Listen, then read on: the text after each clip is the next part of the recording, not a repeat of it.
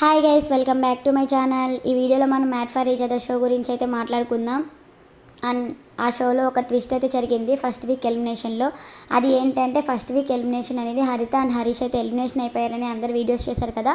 So first week అయితే no elimination పెట్టి second week అనేది హరిత అండ్ హరీష్ని స్కోర్ తక్కువ ఉన్నాయని అయితే ఎలిమినేషన్ చేశారు.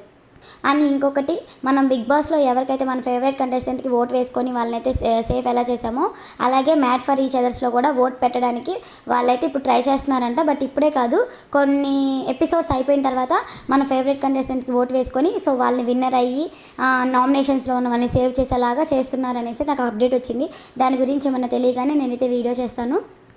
అండ్ ఇంకొకటి, మీరు ఎంతగానో ఎదురు చూస్తున్నారు కదా నటరాజ్ మాస్టర్ అండ్ హరీష్ వీళ్ళిద్దరి మధ్య ఫైట్స్ కానీ, వీళ్ళు ఆల్రెడీ నటరాజ్ మాస్టర్ని చూసాము బిగ్ బాస్లో ఎలా ఉన్నారు. అండ్ హరీష్ గారిని కూడా మొన్న బిగ్ బాస్లోకి వచ్చారు కదా. సో ఆయన ఉన్ననాళ్ళు ఆయన ఎలా ఉన్నాడో, సో అందరితో ఫైటింగ్ కానీ అన్నీ జరిగాయి కదా. సో వీళ్ళిద్దరూ ఒకే స్టేజ్ మీదకి వస్తే ఎలా ఉంటుందని అయితే ఆడియన్స్ అనుకున్నారు. సో అలాగే వీళ్ళు ఎలా అయితే అనుకున్నారో అలాగే మ్యాట్ ఫర్ ఈచ్ అదర్కి అయితే వచ్చారు.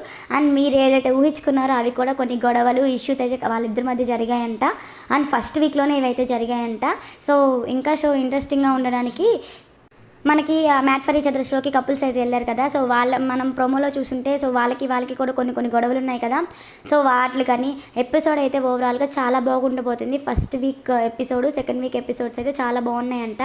సో మీరు అనుకున్నట్టు నటరాజ్ మాస్టర్కి హరీష్కి ఏవైతే గొడవ గురించి గొడవలు అవుతాయి అని మనం అనుకున్నామో సో అలాగే వాళ్ళకి గొడవలు అయితే అయ్యాయంట. అండ్ చాలా భయభత్సంగా అయ్యాయని అయితే బయట టాక్. అండ్ ఇంకొకటి, వైల్డ్ కార్డ్ ఎంట్రీస్ కూడా ఉంటాయంట మ్యాట్ ఫర్ ఈచ్ అదర్స్లో. మరి చూద్దాము వైల్డ్ కార్డ్ ఎంట్రీస్లో ఎవరు వస్తారు అనేది, అసలు ఉంటుందా లేదా అనేది కూడా చూద్దాము.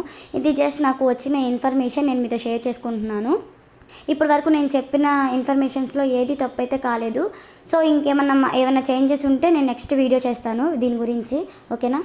నాకు ఏదైనా ఇన్ఫర్మేషన్ తెలియగానే నేనైతే వీడియో చేస్తాను. మీరైతే నా ఛానల్ని సబ్స్క్రైబ్ చేసుకోండి. అండ్ మీకు ఎలాంటి వీడియోస్ కావాలో కింద కామెంట్ సెక్షన్లో కామెంట్ చేయండి. మీకు ఏమన్నా డౌట్స్ ఉన్నా నాకు కింద కామెంట్ చేయండి. సో నేనైతే రిప్లై ఇస్తాను. మీకు కనుక ఈ వీడియో నచ్చినట్లయితే లైక్ చేయండి, షేర్ చేయండి అండ్ సబ్స్క్రైబ్ చేసుకోండి. నెక్స్ట్ వీడియోలో మళ్ళీ కలుద్దాం.